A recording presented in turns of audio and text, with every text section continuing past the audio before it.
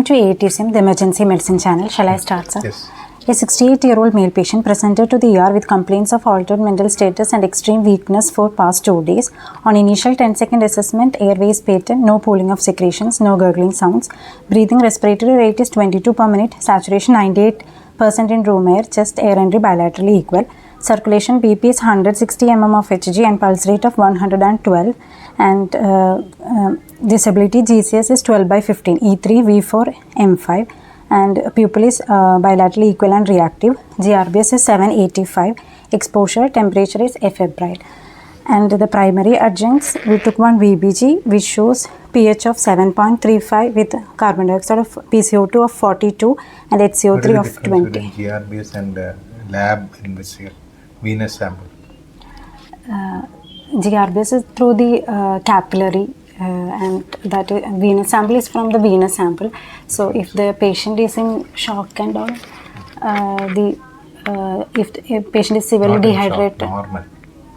Normal patient, GRBS and venous sample. What is the expected difference or allowed difference? That much we should know, because we should not think that always that GRBS is correct. Okay. So what should be the difference? 10. There is a 15% difference possible. That depends on the technique what you are using. If you squeeze more, sugar will increase. Yes. If you have very small drop, you are getting sugar will decrease. If you use a lot of wiping, that can break the RPC. That can also change. So there are a lot of technical problems can occur in GRBS. Yeah. Okay. And bicarbonate is 20, lactate is 2.5, sodium is 148, and CBC CRP. What is the importance of sodium in this?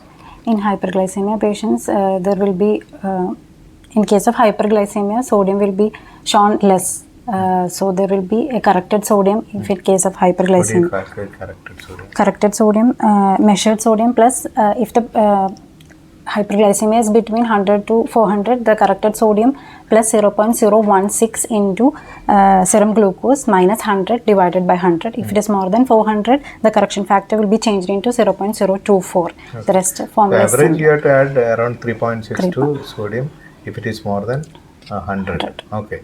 So that so already it is 148. So corrected sodium will be very high. So what is the importance of that sodium? It indicates there will be fluid loss. So severe fluid loss. Okay. In DKA, normally you can see the sodium levels will be low. But if it is high, that always indicates another problem. What is that problem? The sodium is high in a diabetic patient with high blood sugar. What is the diagnosis? It can be HHS or DKA.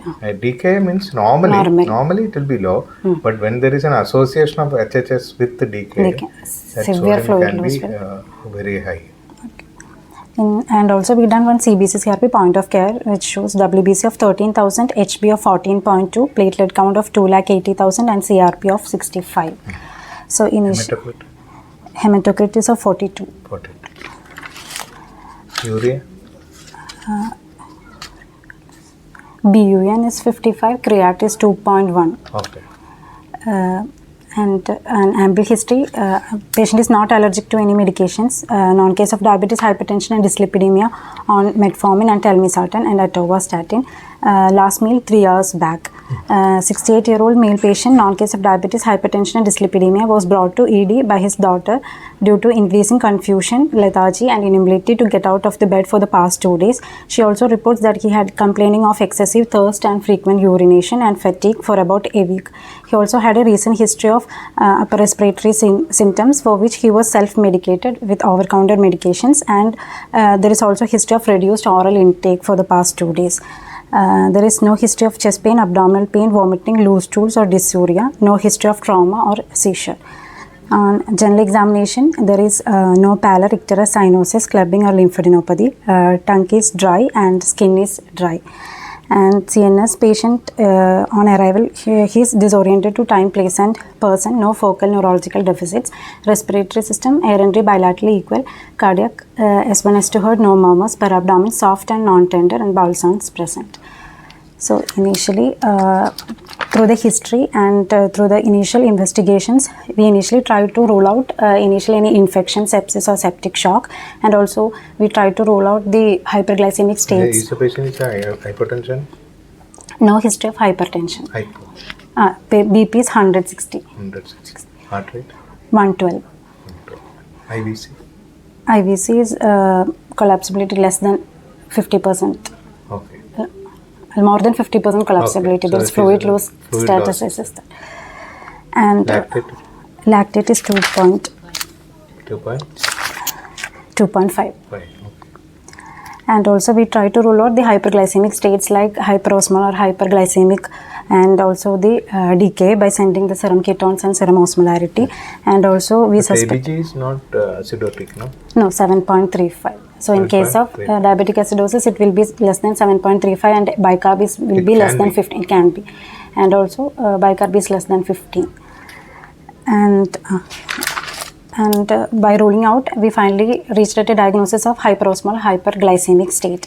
So in case of hyperosmolar hyperglycemic state, there will be progressive hyperglycemia and hyperosmolarity, even if there is, in cases of poorly controlled and underdiagnosed diabetes with limited access to the water. That is the important thing. If the patient is debilitated and bedridden, mostly not that much access to the water, and there will be commonly some precipitating illness will be there for this What state. is the reason for dehydration HHS?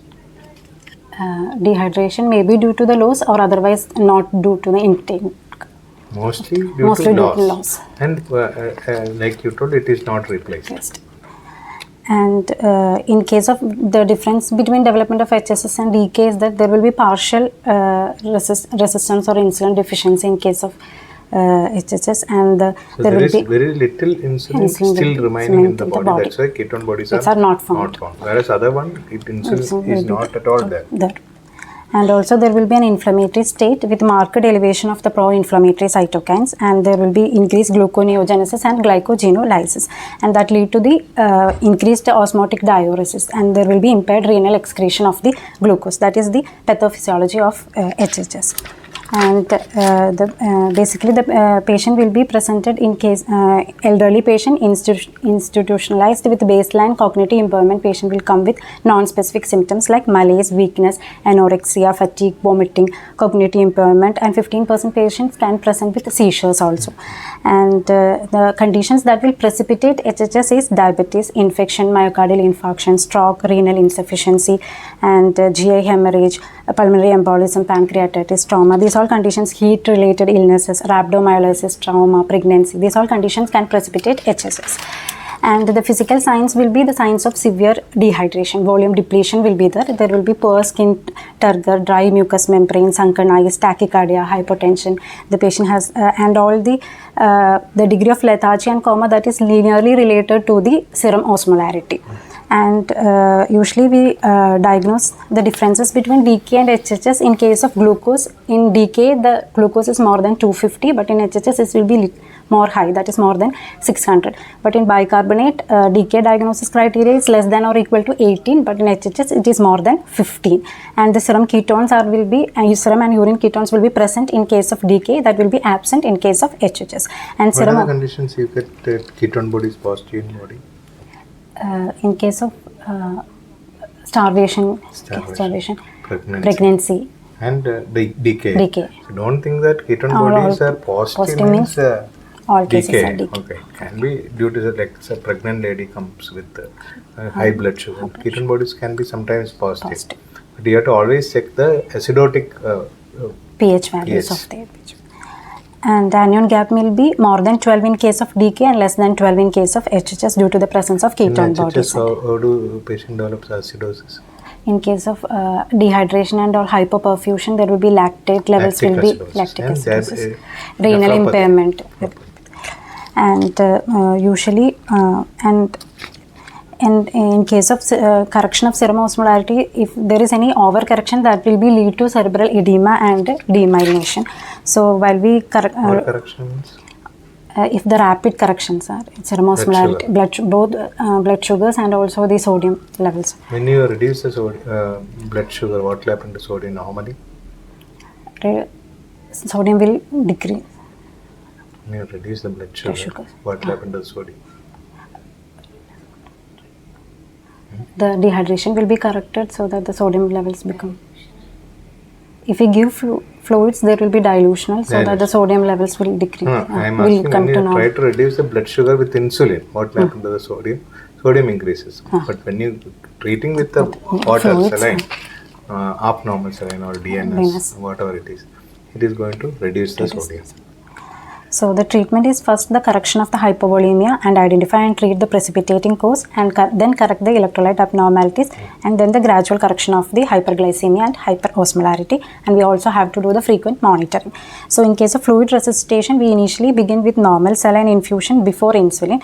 So the in case of HHS and all, there will be average fluid deficit of 20 to 25%. That is around 8 to 12 liters of, according to the body weight, 70 kg. So initially we start with fluid resuscitation of 0.9% normal saline at rate of 15 to 20 ml per kg per hour during the first hour, and then we evaluate the patient sodium and hydration and all. If the sodium is normal level, we can continue the normal saline. If it is sodium is high, we can change to half NS, and that rate will be 4 to 14 ml per kg per hour.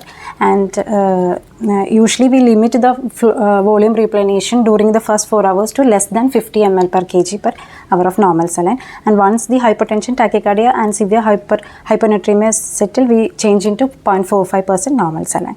And electrolyte correction is that if the initial potassium is less than 3.3, we have to correct the potassium first before starting the insulin. If it is between 3.3 to 5, we can give both insulin and potassium correction. If it is more than 5, so that we don't have to give potassium, but we have to check the potassium every 1 to 2 hours. And if it is magnesium deficits and all, we can give 1 to 2 gram of magnesium over 1 hour. And if it's the severe phosphate deficiency and all, we can give. What is the importance of magnesium deficiency in this type of cases? The patient can develop weakness. Or also magnesium in your body. Where all it is useful. Almost every metabolism, magnesium is required, especially insulin. Transportation of insulin into the cell, magnesium is required. So if you are not having magnesium, adequate magnesium, whatever insulin you give, it may not work. Okay. Again, potassium deficiency can be corrected only if you correct magnesium deficiency. That also you should remember.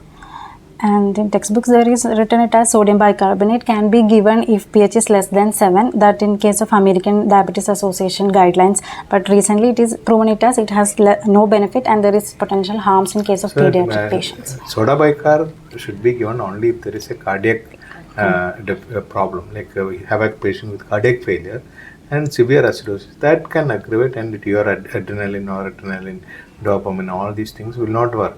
In that case, you can correct the pH with the soda bicarb. Otherwise, it is not going to give any benefit. And also insulin correction, we can given initially after fluid resuscitation. We can start with 0.1 to 0.14 unit per kg per hour with adequate hydration, and the main goal is to decline the glucose concentration to around 50 to 75 mg per dl per hour. And if glucose falls too rapidly, we have to decrease the infusion rate, that is to 0.05 to 0.07 unit per kg per hour. If it is glucose less than 50 mg per kg, milligram per dl per hour, we can increase the insulin infusion rate also. And if it is glucose less than 300 milligram, we have to change the IV solution to 5% dextrose in normal half saline. And also we have to reduce the insulin infusion to 0.02 to 0.05 units per kg per hour. And once the patient is alert, able to eat, and prior to discontinuing the parenteral insulin solution, we have to give the subcutaneous long-acting insulin to prevent the rebound hyperglycemia. And we can dispose, in case of debilitated patients, we have to do the ICU monitoring for the initial 24 hours. Once stabilized, we can discharge with insulin. So what did you understand from this case? From this case, I understood that we initially have to correct the volume loss before giving insulin. So and insulin treatment is not a must. In the acute phase of DKA or HHS. It's always the fluid correction. Then potassium correction. Third one insulin will come. Normally what happens is in some settings they start insulin first. That should be avoided. And we Okay. also have to continually monitor the electrolyte and Okay. the Everything vitals of should the be patient. monitored. Continually. Infusion should be continued till the patient's anion gap is closed and patient started taking feeds. Then you give subcutaneous insulin. Then continue it for half an hour or 1 hour extra. Then only you can stop it. Okay. Thank you, sir.